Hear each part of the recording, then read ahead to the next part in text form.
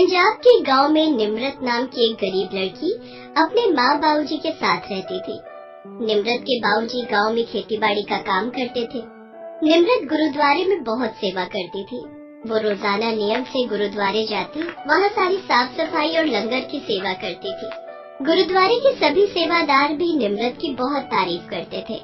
सत श्री अकाल भाई जी। सत श्री अकाल निम्रत पुत्र, और जिंदी रहे और रब तेनू हर खुशी देवे। सत श्री अकाल बेबे। जिंदी रहे पुत्र।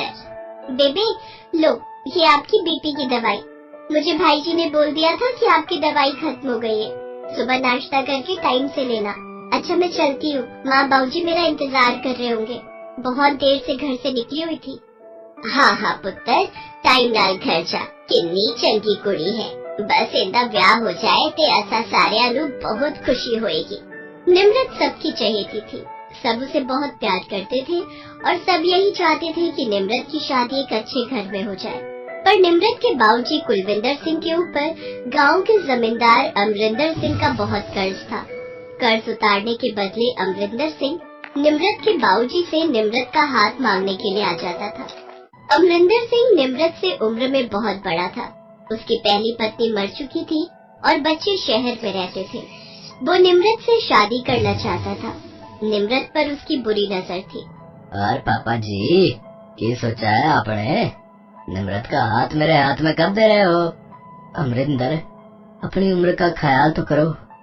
निम्रत तुम्हारी बेटी की उम्र की है और तुम उससे शादी करने की बात कर रहे हो। तो इसमें गलत क्या है? अगर मेरा कर्जा नहीं दे सकते तो निम्रत का हाथ मेरे हाथ में देना होगा। मैं कल ही बारात लेकर आऊंगा और मैं देखता हूँ कौन मुझे रोकेगा। बस बहुत सब्र हो चुका, तुम ऐसे नहीं मानोगे। और मैं अपनी कुड़ी ब्याह दूं तुमसे, और मैं अपनी कुड़ी का ब्याह तुमसे नहीं कर सकता। और मुझे बस थोड़े दिन का समय दो, मैं तुम्हारा सारा कर्जा चुका दूंगा। पर मेरी बेटी के पीछे मत पड़ो, उसके लिए अपने मन में ऐसे ख्याल मत लाओ। मैं कुछ नहीं सुनूंगा, मैं कल बारात लेकर आ रहा हूँ। बस मैंने जो कहना था सो कह दिया। अब अपनी कुड़ी को तैयार रखना। अमरिंदर धमकी देकर चला जाता है। निम्रत गुस्से में भर जाती है। बाबूजी आप चिंता मत करो, मेरे साथ गुरु नानक देव जी का आशीर्वाद है। वो इस जालिम को सबक जरूर सिखाएंगे। उनके होते हुए ये अमरिंदर मेरा कुछ नहीं बिगाड़ पाएगा। हे बाबा नानक जी, मेरी बच्ची की रक्षा करना। अगले दिन अमरिंदर बारात के साथ निम्रत के घर पहुंच गया। जोर जोर से बैंड बाजे बजने लगे। वो सीधा निम्रत के घर के अंदर घुस गया। आसपास के सभी लोग वहाँ इकट्ठे हो गए। ओ पापा जी, ओ मैं आ गिता। ओ कहाँ है मेरी होने वाली दुल्हन? ओ नहीं, ओ अमरिंदर ऐसा मत कर, और रब से डर। मेरे जीते जी मैं अपनी बेटी की शादी तेरे से नहीं करूँगा। तो ठीक है, लाओ मेरा कर्जा है, उसे उतारने के लिए कुछ तो ब्याज देना ही पड़ेगा। और मैं तो सिर्फ निम्रत से शादी करना चाहता हूँ। तुम्हारी निम्रत की जिंदगी सुधर जाएगी।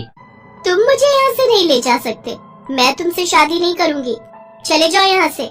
और मैं भी देखता हूँ, मुझे कौन रोकता है। कोई बात नहीं, इसे उठाकर ही ले जाऊंगा। अमरिंदर, मेरी कुड़ी नू हाथ मत लगाना। अमरिंदर जबरदस्ती निम्रत को पकड़ने लगता है। गुरुद्वारे के सेवादार भी निम्रत की मदद के लिए आते हैं, पर अमरिंदर के गुंडे उन्हें मारने पीटने लगते हैं। भाई जी को छोड़ दो अमरिंदर, उन्हें छोड़ दो अमरिंदर। गुरु नानक देव जी से डर, वरना तू बहुत पछताएगा। मैं नहीं डरता गुरु नानक देव से। हाँ, वो मेरा कुछ नहीं बिगाड़ सकते, और मैं तुझे यहाँ से लेकर ही जाऊंगा। छोड़ मेरी बेटी को अमरिंदर, छोड़ छोड़ मेरी बेटी को। हे गुरु नानक देव, मेरी बेटी की रक्षा करो, इस जालिम से मेरी बेटी को बचाओ। अमरिंदर जबरदस्ती निम्रत को जैसे ही पकड़ने लगता है, तभी उसके हाथ पैर कांपने लगते हैं और उसके पूरे शरीर को लकवा मार जाता है। वो तड़प कर नीचे गिर जाता है। अमरिंदर पूरी तरह से कमजोर हो चुका था। उसके आदमी उसे उठाकर ले जाते हैं। देखा माँ बाबूजी, मैंने कहा था ना, गुरु नानक देव जी के होते हुए ये मेरा कुछ नहीं बिगाड़ सकता। गुरु नानक देव जी ने अमरिंदर को उसके पापों की सजा दे दी। अमरिंदर के पूरे शरीर पर लकवा गिर गया। वो कह रहा था ना कि गुरु नानक देव जी में कोई शक्ति नहीं है, उन्होंने उसे अपनी शक्ति दिखा दी। अब वो अपनी करनी पर पछताएगा। बाबूजी, निम्रत बड़े भागो वाली है। इस दे सिर उत्ते बाबा नानक जी दा हाथ है। इसनू कुछ नहीं हो सकता। जिस दे सिर उत्ते बाबा नानक जी दा हाथ होंदा है उसका कोई भी बाल भी बाका नहीं कर सकता। ओ जिउंदी रह पुत्र, उस अमरिंदर ते डरने की कोई जरूरत नहीं। उसे तो बाबा नानक ने अपने आप ही दंड दे दिया है। आप ठीक कह रहे हो। आज मुझ गरीब की बेटी की लाज बाबा नानक जी ने रख ली। धन गुरु नानक देव जी। सतनाम श्री वाहेगुरु, सतनाम श्री वाहेगुरु। सब लोग सतनाम श्री वाहेगुरु बोलते हैं। उधर अमरिंदर अपनी गलती के लिए गुरु नानक देव जी से क्षमा प्रार्थना करता है। उसके मुंह से आवाज नहीं निकल रही थी क्योंकि उसका पूरा शरीर पूरी तरह से लकवा से ग्रस्त हो चुका था। उसकी आंखों से आंसू टपक रहे थे। वो मन ही मन गुरु नानक देव जी से क्षमा मांग रहा था। तो मुझे माफ कर दो गुरु नानक देव जी। मैंने आपकी शक्ति को नहीं पहचाना। इस हालत में मैं नहीं रह सकता। मुझे ठीक कर दो गुरु नानक देव जी। मैं वादा करता हूँ मैं निम्रत को परेशान नहीं करूँगा। अब मुझे ठीक कर दो गुरु नानक देव जी। कहते हैं भगवान से यदि सच्चे हृदय से क्षमा मांगो तो वो माफ कर देते हैं। और गुरु नानक देव जी का चरित्र इतना उदार है कि वो अपनी शरण में आए प्रत्येक व्यक्ति को क्षमा कर देते हैं। अमरिंदर के बार बार माफी मांगने पर गुरु नानक देव जी उसे ठीक कर देते हैं। अमरिंदर अपनी भूल का प्रायश्चित कर चुका था। उसने निम्रत को तंग करना बंद कर दिया और उसके गरीब पिता का कर्जा जो उसने बेईमानी से बढ़ा दिया था वो भी माफ कर दिया। निम्रत और उसके माता पिता बहुत खुश होते हैं कि गुरु नानक देव जी ने अमरिंदर जैसे बेईमान इंसान को सबक सिखा दिया और अमरिंदर सीधे रास्ते पर आ गया। एक दिन निम्रत गुरुद्वारे में शब्द कीर्तन कर रही थी। वहीं एक बहुत ही अच्छे परिवार की एक लेडी की नजर निम्रत पर पड़ती है।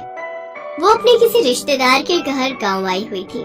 गुरुद्वारे के सेवादार से उन्होंने निम्रत के बारे में बात की। सब निम्रत को अच्छे से जानते थे। सबने निम्रत की बहुत तारीफ की, पर वो बहुत ऊंचा घराना था, इसलिए निम्रत के पिता थोड़े परेशान हो गए। पर यहाँ भी गुरु नानक देव जी ने उन पर कृपा की। बहन जी, मैं बहुत खुश हूँ कि आप जैसे बड़े घर का रिश्ता मेरी निम्रत के लिए आया, पर मेरे पास इतने पैसे नहीं कि मैं भाई साहब, हमें कुछ नहीं चाहिए। वाहिगुरु का दिया हमारे पास सब कुछ है। बस हम तो निम्रत को अपने घर की बहू बनाना चाहते हैं। मैं अपने नवजोत के लिए आपकी निम्रत का हाथ मांगती हूँ। ओ कुलविंदर जी, हुण निम्रत साडे घर दी नूं है। तुसी बस ब्याह दी तैयारी करो जी। निम्रत के माँ बाबूजी की खुशी का ठिकाना नहीं था। गुरु नानक देव के आशीर्वाद से निम्रत का रिश्ता बहुत ही ऊंचे घर में तय हो गया और कुछ ही दिनों में निम्रत की शादी नवजोत के साथ अच्छे से हो जाती है और निम्रत अपने ससुराल चली जाती है। सच कहते हैं, भगवान पर विश्वास बहुत जरूरी है। निम्रत ने गुरु नानक देव जी पर विश्वास किया और उनके आशीर्वाद से उसकी जिंदगी खुश